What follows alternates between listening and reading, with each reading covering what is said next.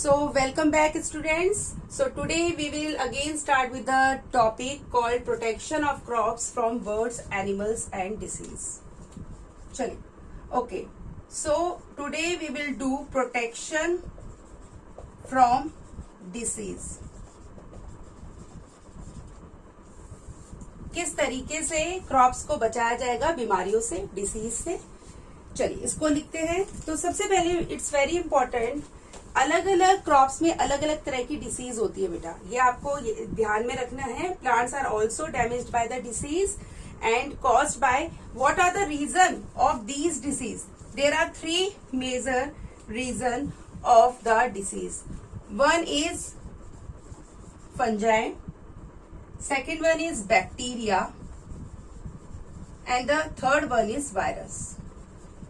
Okay, viruses, all 3 are microbes. ये सारे के सारे या माइक्रो ऑर्गेनिज्म बोल सकते हैं आप इनको, माइक्रो ऑर्गेनिज्म. ये सारे तीनों क्या है बेटा? Micro organism. ठीक है, इनसे क्या होती है? प्लांट्स को, क्रॉप्स को डिसीज होती है और उसके लिए हम क्या करते हैं? उसके लिए हम कुछ रेमेडीज करते हैं, वो हम इसमें आज टॉपिक में पढ़ेंगे. ठीक है, तो सबसे पहले हम पढ़ेंगे डिसीज. यहां पे हम लिखते हैं बेटा डिसीज नेम या नेम ऑफ डिसीज, और यहां पे लिखेंगे name of crop. Rust and smut. Rust and smut. Name of the crop किसको होती है? वीट को. और इसका जो मेन माइक्रो ऑर्गेनिज्म है, ये माइक्रोब है, उस माइक्रोब का नाम है बेटा वायरस. इसको पेन से लिख देती हूँ, वायरस. ठीक है. Second one is blight. Light के आगे बी लगा दो, बन जाएगा blight. Blight name of the crop is potatoes and the reason is fungal या fungi. It's a fungal disease. It is caused by virus. Now the next one is wilt.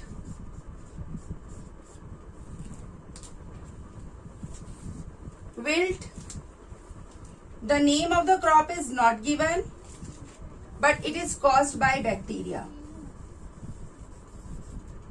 Name of the crop is not given because rust and smut is a specific disease. बेटा ये specific disease है जो कि सिर्फ wheat को होती है और इसका रीजन है वायरस. जो विल्ट है एक कॉमन डिसीज है जो कि बैक्टीरियल डिसीज है, वो डिफरेंट क्रॉप्स को हो सकती है, इसलिए कोई स्पेसिफाइड क्रॉप का नाम नहीं लिखा है. ठीक है, चलिए अब आता है next one is blast. Last के आगे लगा दो बी तो बन जाएगा ब्लास्ट. लाइट के आगे लगा दो बी तो बन जाएगा ब्लाइट. ठीक है, ये वाली जो डिसीज होती है वो पैडी को होती है. पैडी मीन्स राइस को होती है. पैडी या फिर आप कह सकते हो rice. And the cause is fungi, means ये फंगस के थ्रू होती है. ये बैक्टीरियल है, ये भी फंगस है. सॉरी बेटा, ये मैंने गलत कर दिया. रस्ट एंड स्मल्ट आपका फंगल है. It is also fungal. इसे करेक्ट कर लो बेटा. It is also fungal caused by fungi. Rust and smut, blight, wilt and blast. तो आप अगर ध्यान से देखें तो यहाँ पे जो सबसे ज्यादा बेसिक जो आपकी प्रॉब्लम है वो फंगस के थ्रू है, मतलब फंजाई के थ्रू है. सारी की सारी हमने जो अभी पढ़ी है उसमें सारी फंजाई के थ्रू हुई है. ठीक है, और बस एक हमारे पास है बैक्टीरियल जो कि विल्ट है. ओके, देखिए बेटा अब मैं आपको समझाती हूँ विल्ट के बारे में. जो हमारी विल्ट डिसीज है, विल्ट क्या है और ये बैक्टीरियल डिसीज है, इसका क्या कारण है और इस डिसीज में होता क्या है बेसिकली. ठीक है, मैं जरा पहले पढ़ती हूँ फिर आपको समझाती हूँ. Wilt is a disease caused by the bacterium. The xylem tissue of the plant gets blocked and the plant wilts. Wilts का मतलब होता है बेटा उसके पत्ते पीले हो जाते हैं, झड़ जाते हैं, ठीक है, and dies as a water can not be conducted up. और मेन रीजन क्या है, जो जाइलम के जो टिश्यू होते हैं प्लांट के वो ब्लॉक हो जाते हैं। और जाइलम और आपको पता है जाइलम एंड फोइलम ये दो हमारे कंडक्टिव टिश्यू होते हैं जो कि बेसिकली बेटा यूज होते हैं। Phloem is use for the conduction of food and whereas xylem is use for the conduction of water. तो आपका जब जाइलम टिश्यू ब्लॉक हो जाता है तो पानी जड़ों से ऊपर नहीं पहुंच पाता, जिसके कारण से पेड़ जो होता है वो सूखना शुरू हो जाता है और उसके पत्ते झड़ने या पीले होने शुरू हो जाते हैं। और ये जो बीमारी है इसका मेन मुख्य जो कारण है, the main reason is bacteria. Bacteria xylem tissue को ब्लॉक करता है जिससे पानी कंडक्ट नहीं हो पाता। तो मैं इसको लिख देती हूँ बेटा, अगर आपसे कोई पूछे कि विल्ट डिसीज क्या है उसको आप एक्सप्लेन करें तो आप आराम से लिख सकते हो, ठीक है। तो यहाँ पे मैं लिख रही हूँ विल्ट के बारे में, कॉपी कर लो।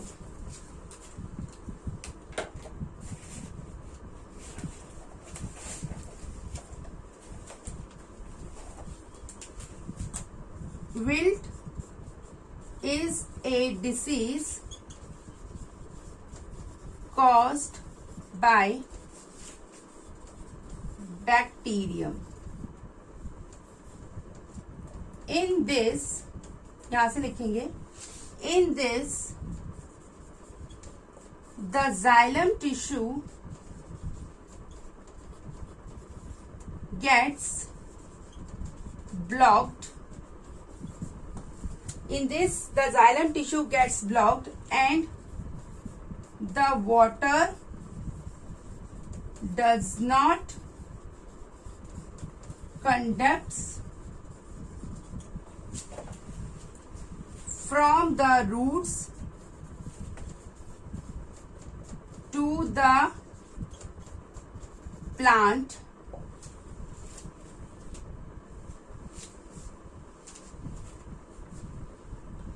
causing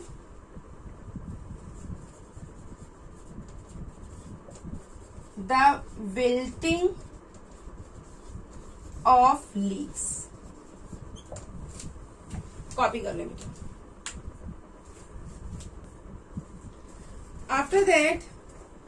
After that we will discuss how the plants gets protected from the disease. ये तो हमें पढ़ा है हमने सारे बीमारियों के बारे में। अब किस तरह से पौधे को बचा सकते हैं बीमारियों से, तो आप क्वेश्चन डालिए, डिस्कस द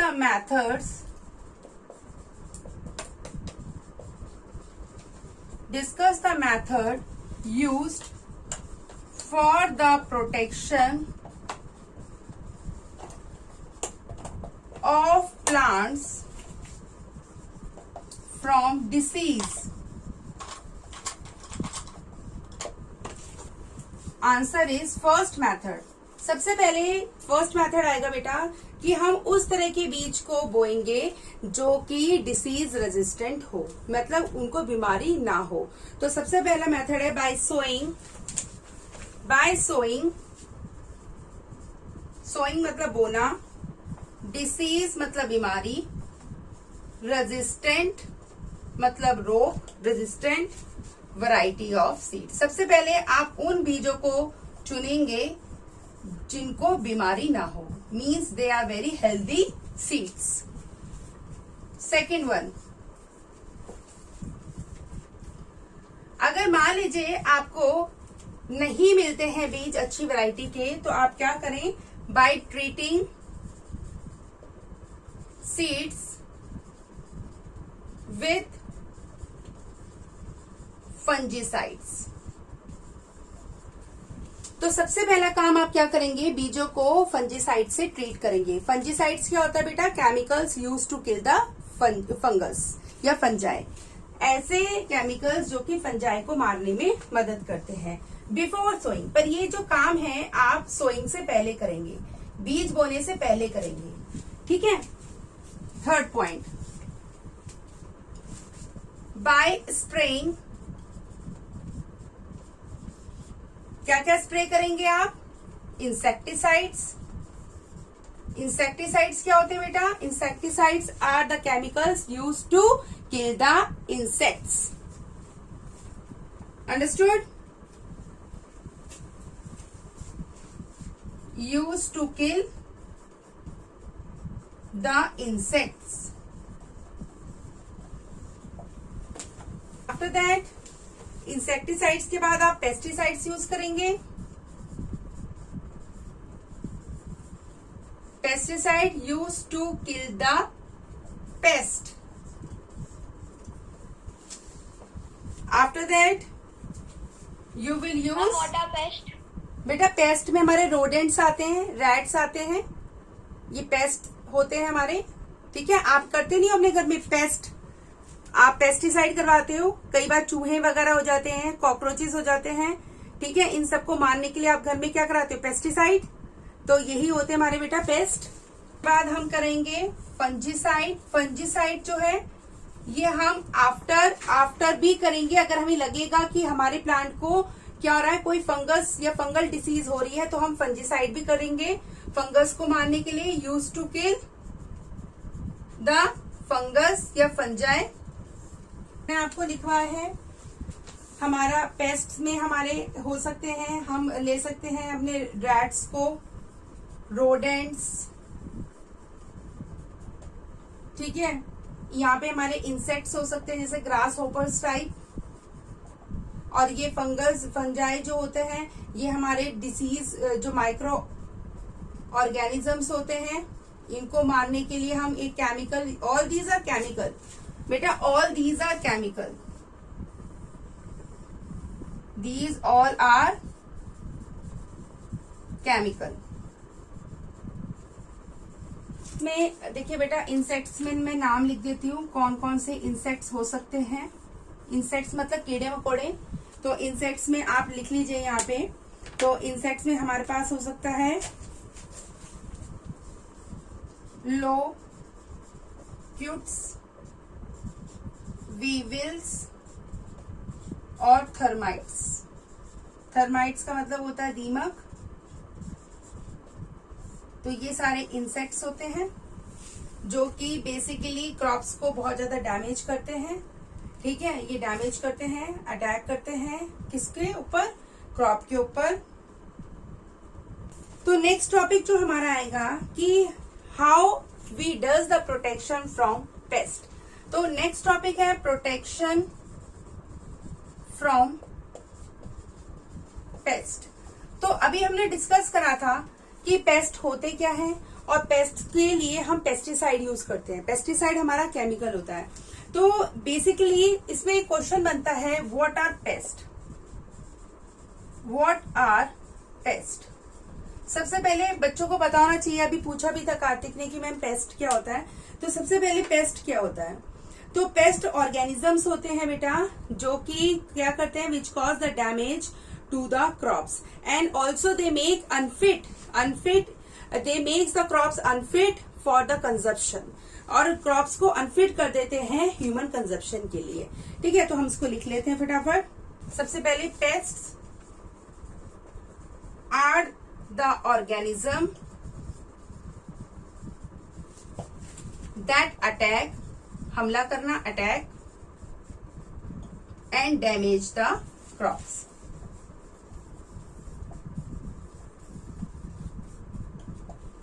तो ये जो पेस्ट है ये कुछ भी हो सकते हैं। ये पेस्ट में बी, दे में बी, ये हो सकते हैं रोडेंट्स जैसे लाइक रैट्स, या फिर ये हो सकते हैं आपके इंसेक्ट्स। इंसेक्ट्स में मैंने अभी आपको सारे नाम लिखवा दिए थे, उनको एक बार फिर देख लेते हैं। ठीक है, ये मैंने लिख दिए सारे, ये सारे इंसेक्ट्स हैं। ओके, तो बेसिकली अब रैट कैसे नुकसान पहुंचाता है? रैट क्या करता है? रैट क्या करेगा बेटा? Rat eats the grains. पहली बात तो ग्रेन्स को खा लेता है। प्रोड्यूस्ड ठीक है, क्या करता है, rat eats the grain produce, जो ग्रेन्स आते हैं उनको राइप होने से पहले कच्चे में ही खा लेता है। वेयरएज जो हमारे इंसेक्ट्स होते हैं वो डैमेज करते हैं क्रॉप्स को, क्रॉप्स फसल को भी डैमेज करते हैं एज वेल एज ग्रेन्स को भी। तो ये दोनों काम करते हैं, क्रॉप्स को भी डैमेज करेंगे और ग्रेन्स को भी। अब नेक्स्ट क्वेश्चन आएगा, what are pesticides? What are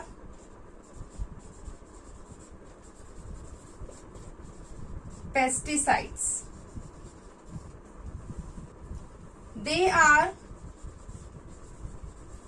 poisonous. Poisonous means जहरीले, chemicals which kills the pests as well as their egg.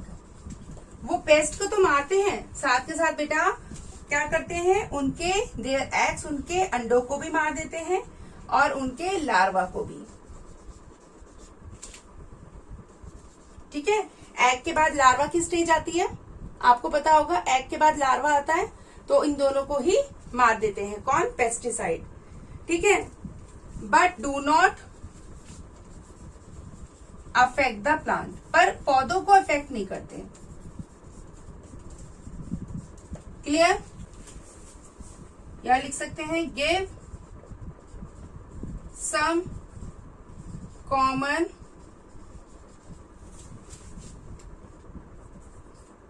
insecticides used by farmers। तो इसमें हमसे पूछा गया है कि कॉमनली यूज्ड इंसेक्टिसाइड्स कौन से हैं जो फार्मर्स बेसिकली यूज करते हैं अपनी फसलों में, तो उसको एक बार लिख लेते हैं बेटा। तो the first one is, answer is, first one is BHA। इसको कॉमनली कहा जाता है, कॉमनली मतलब कॉमन अगर आप उसकी नाम से अगर इसको बोलें तो that is gammexane. Gammexane, gammexane is a common name या commonly called name of BHA। Now the second one is malathion, malathion, and the third one is diston, या diston। तो ये कुछ नाम है बेटा इंसेक्टिसाइड्स के जो कि कॉमनली फार्मर्स यूज करते हैं in order to kill the insects which basically destroy their crops as well as their grains. Now next question is beta, this is the last question for pests. When and how, दोनों ही मैंने पूछ लिया, when मतलब कब और how कैसे, insecticides are used, कैसे और कब आप इंसेक्टिसाइड्स को यूज करते हैं। तो सबसे पहले इसका आंसर आएगा कि जो इंसेक्टिसाइड्स है बेटा आर स्प्रे किए जाते हैं बाय हैंड। अभी आपने देखा होगा जैसे कि हमारी सोसाइटी में बहुत ज्यादा कोरोना फैल रहा है, तो आप देखते हैं क्या आता है, एक पंप लेके आता है, कंटेनर होता है, उसके हाथ में पंप होता है, प्रेशर पंप। उससे पहले वो प्रेशर पंप से प्रेशर क्रिएट करता है टैंक के अंदर और उसके बाद वो स्प्रे करता है। सेम बेटा यहाँ पे भी ऐसे होता है, पानी का घोल बनाया जाता है जिसके अंदर क्या डाला जाता है, इंसेक्टिसाइड केमिकल डाला जाता है और फिर उस स्प्रे को कहाँ किया जाता है, ओवर द फील्ड या ओवर द क्रॉप्स। बेसिकली बेटा ये जो टेक्निक है हैंड ऑपरेटेड मशीन, ये वहां पे यूज होती है जहां पे फील्ड का एरिया ज्यादा ना हो। अगर फील्ड का एरिया ज्यादा नहीं है तो this method is quite what quite okay because this method is a economical method. But अगर फील्ड का साइज बहुत बड़ा है, in that case what you have to use, you have to use a low if the field area या फिर if the area of field is large, if the area of field is large, अगर बहुत बड़ी है तो उस case में क्या होगा बेटा, उस केस में हैंड ऑपरेटेड मशीन से काम नहीं चल पाएगा, तो वहां पे हमें क्या यूज करना पड़ेगा, low flying aircraft. If the area of field is large, low flying aircrafts are used for spraying. बेटा आंसर हाउ का, this is the answer for how. अगर आपसे पूछा जाता है हाउ, अब आंसर आएगा व्हेन का, कब. They must be spread at appropriate times. जब लगे कि फसलों में क्या हो रहा है, फसलों में इंसेक्ट्स का अटैक हो रहा है, आपकी फसलें खराब होने लग गई हैं, ग्रेन्स जो हैं वो मरने लग गए हैं, in that case you will start using the what, insecticide. They must be spread by at appropriate time, और वो भी इन करेक्ट डोज. ये नहीं कि ओवरडोज कर दें, कि एक साथ ही सारा आप सोचें कि आज ही पूरा स्प्रे कर देंगे फिर हमारे महीने भर की छुट्टी हो जाएगी. नहीं, ऐसा नहीं होगा. करेक्ट डोज बहुत जरूरी है बेटा. अगर ओवरडोज हो जाएगा तो जो इंसेक्ट्स हैं वो क्या हो जाएंगे, वो उस केमिकल के, उनका जो केमिकल के प्रति जो रिएक्शन है वो बहुत लो हो जाएगा, वो बहुत ही उनका जो सर्वाइविंग रेट है वो बढ़ जाएगा, क्योंकि अब वो यूज टू हो जाएंगे उस केमिकल्स के. Otherwise the pest might become resistant to them. बस यही आंसर लिखना है आपको. उसके बाद हमारा आता है जो हमने लास्ट जो टॉपिक था, शुरुआत करी थी प्रोटेक्शन से, मेरे ख्याल से ये एफ टॉपिक था. अब एफ के बाद क्या आता है, जी. अब हम जी टॉपिक पे आते हैं. ये टॉपिक है कि अब सब कुछ हो चुका है, फसलों के साथ पानी भी दे दिया, फसलों को हमने अच्छी तरीके से इंसेक्टिसाइड पेस्टिसाइड्स के एक्शन से उन्हें कंट्रोल भी कर लिया है, उनकी बीमारियों को. और उसके बाद अब लास्ट स्टेप जो आता है वो आता है हार्वेस्टिंग, थ्रेशिंग एंड विनोविंग. ये लास्ट फाइनल स्टेप होता है किसी भी क्रॉप में, जो अब हम करेंगे. ठीक है, नेक्स्ट टॉपिक डाले बेटा, हार्वेस्टिंग, थ्रेशिंग और winnowing. This is G. Harvesting मतलब काटना, थ्रेशिंग एंड विनोविंग.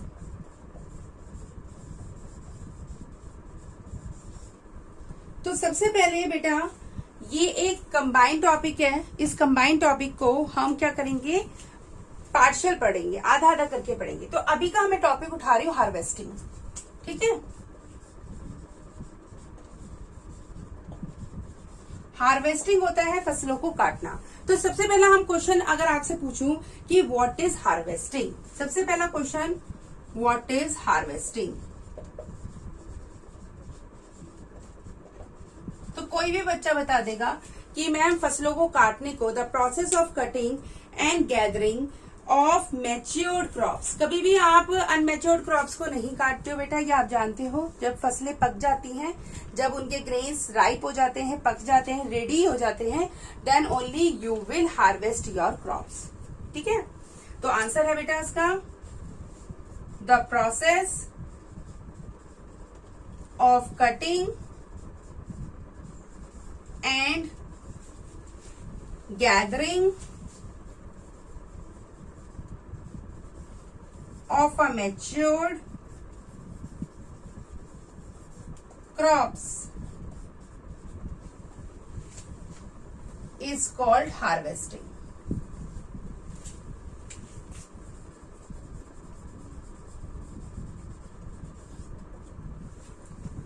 काटना, गैदरिंग इकट्ठा करना, काट के गैदर भी करना है, ये नहीं काट के फसलों को वहीं छोड़ देना है। नेक्स्ट क्वेश्चन आएगा, how harvesting is done. How harvesting is done. तो हार्वेस्टिंग कैसे होती है? देखिए, हार्वेस्टिंग के लिए दो ऑप्शंस हैं। अगर आपकी फील्ड ज्यादा नहीं है, अगर आपकी क्रॉप यील्ड ज्यादा नहीं है, तो आप आराम से उसको सिकल जो होता है दराती, उससे आराम से काट सकते हो। अगर आपकी फील्ड बहुत बड़ी है, उसका आउटपुट बहुत ज्यादा है, तो आप यूज कर सकते हो मशीन। दो मशीन यूज होती है, वो होती है बेटा कंबाइन, या फिर कंबाइन में तीनों चीजें एक साथ होती है, हार्वेस्टिंग, थ्रेशिंग और विनोविंग। एक ऐसी मशीन होती है जो तीनों काम आपको करके देती है। जैसे आपको पता है ना, फुली ऑटोमेटिक मशीन, वो कपड़े धोएगी भी, ठीक है, उसे रिंस भी करेगी, उसको मतलब कपड़ों को वॉश भी करेगी, उसको रिंस भी करेगी और उसको ड्राई भी करेगी। तो सेम ऐसी कंबाइन होती है जो हार्वेस्टिंग, थ्रेशिंग और विनोविंग तीनों काम करती है। या फिर आप सिंपली हार्वेस्टर भी यूज कर सकते हैं, जो सिर्फ काटने का काम ही करता है। ठीक है, तो मैं यहाँ पे लिख देती हूँ। First, it can be done manually. ठीक है, मैनुअली मतलब हाथ से, बाय सिकल।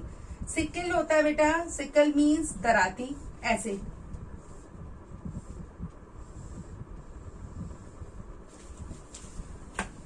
देखी होगी आपने, किसानों के पास होती है ना।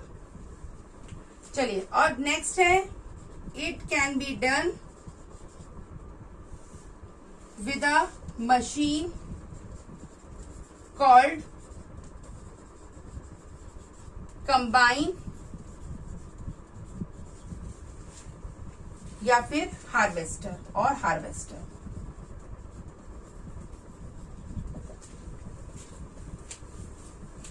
जो कंबाइन मशीन होती है बेटा, वो आपको सारा काम करके देगी।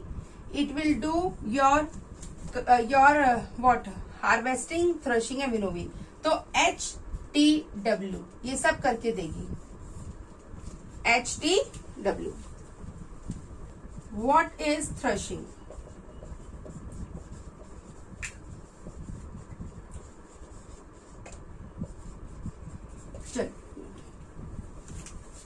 The process of separating the grains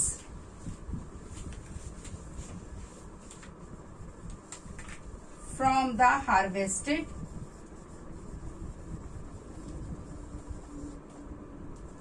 crop, ये होता है आपका थ्रेशिंग। ठीक है बेटा, एक ऐसा प्रोसेस, ऐसा तरीका जिससे आप ग्रेन्स को अलग करते हैं हार्वेस्टेड क्रॉप से। बेसिकली आपकी हार्वेस्टेड क्रॉप में ऐसे दाने लगे होते हैं। ठीक है, ये ग्रेन्स है, दाने मीन्स ग्रेन्स। ठीक है, अब क्या करते हैं, इन ग्रेन्स को सेपरेट किया जाता है। अभी ग्रेन सेपरेट हो रहे हैं, तो this process is called threshing. तो मैं ये समझा रही थी बेटा, this is your harvested crop. अब जब आप इनमें से ग्रेन्स को सेपरेट करेंगे, this is called to be the, this process is called to be the what, threshing. ठीक है, दिख रहा है। चलिए, अब आ जाते हैं कि कैसे कर सकते हैं, how threshing can be done. How threshing can be done. तो सिंपली है, थ्रेशिंग को दो तरीके से किया जा सकता है। मैनुअली, अगर क्रॉप यील्ड ज्यादा नहीं है तो आप क्या काम करेंगे, आप सीधा हाथ में पकड़ के इनको स्ट्राइक करेंगे किसी भी हार्ड सरफेस पे, जिससे ग्रेन सेपरेट हो जाएंगे। तो it may be done manually. तो it can be done manually by striking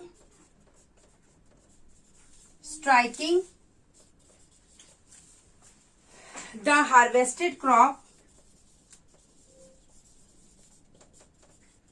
on hard surface। ठीक है, या फिर आप यूज कर सकते हो and it can be done by the help of thresher.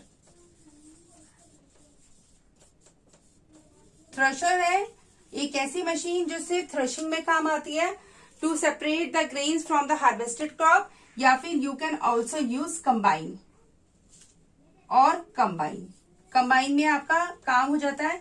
Basically आपकी बुक में जो दे रखा है कंबाइन, दो ही काम के लिए दे रखी है आपकी बुक में। एक है आपका हार्वेस्टिंग के लिए, जबकि मैंने आपको विनोविंग भी लिखवाया है। बाहर अगर विदेशों में बात करें तो जो कंबाइन है वो तीनों काम करती है, हार्वेस्टिंग एंड थ्रेशिंग। सिर्फ यहाँ पे इसी के लिए ही यूज हो रहा है, नॉट फॉर विनोविंग। ठीक है, ये टॉपिक पूरा खत्म हो जाएगा बेटा विनोविंग। तो विनोविंग में डालेंगे व्हाट इज विनोविंग। तो विनोविंग बेसिकली दो चीजों को सेपरेट करने में काम आता है। ये कैसे प्रोसेस है जिसमें हम दो चीजों को सेपरेट करते हैं। एक है हमारा हे, एक है हमारा चाफ। ठीक है, तो ये क्या होता है, व्हाट इज चाफ एंड हे। ये होता है, जैसे आप देखते हैं कि जो हमारी क्रॉप्स होती है वो इस तरीके से हार्वेस्टेड होती है, जिसके अंदर ग्रेन्स होते हैं। जो ग्रेन्स के ऊपर जो कवर होता है, ड्राई कवर होता है, उस कवर को रिमूव करने का जो प्रोसेस है दैट इज विनोविंग। तो हम बोल सकते हैं इसको विनोविंग को, the process of separating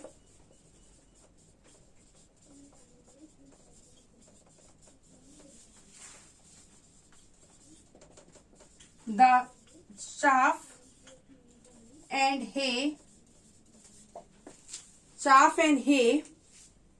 with the help of wind, chaff and hay from the grains with the help of wind। इस पूरे प्रोसेस को हम बोलते हैं विनोविंग।